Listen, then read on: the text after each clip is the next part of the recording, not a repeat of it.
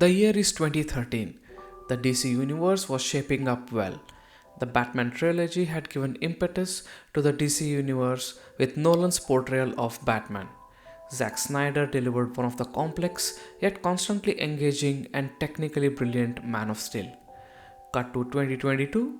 After multiple failures, directionless and convictionless projects, the DC universe is in tatters. They turn to James Gunn, who shaped the Marvel's Guardians of the Galaxy movies, to turn the DC fortunes around.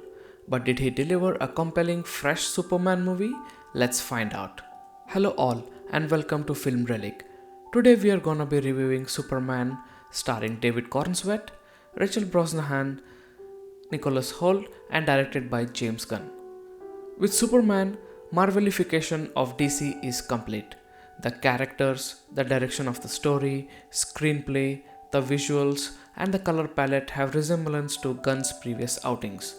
Without wasting much time, the plot kicks in to overdrive mode.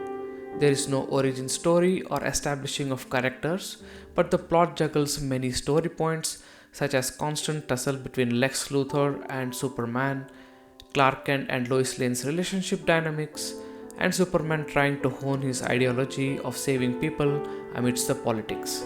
But all this is cooked in a goofy, non-serious tone, and it's hard to engage with what's happening on the screen.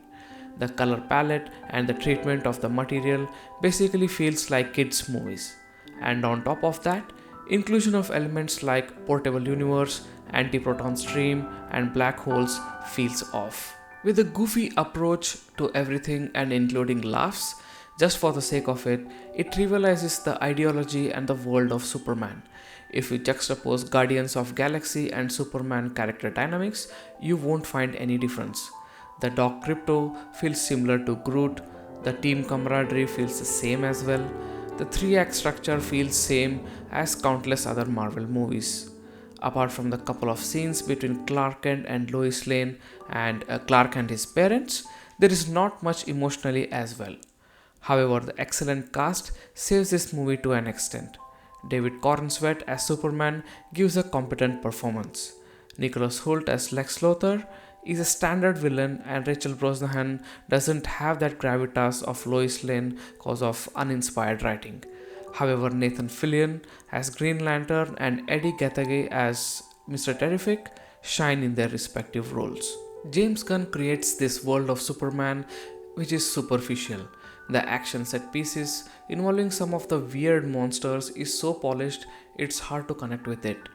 The world of Clark Kent is something that you can relate to, but Superman as a character is not fleshed out fully and serves purpose which doesn't make any sense.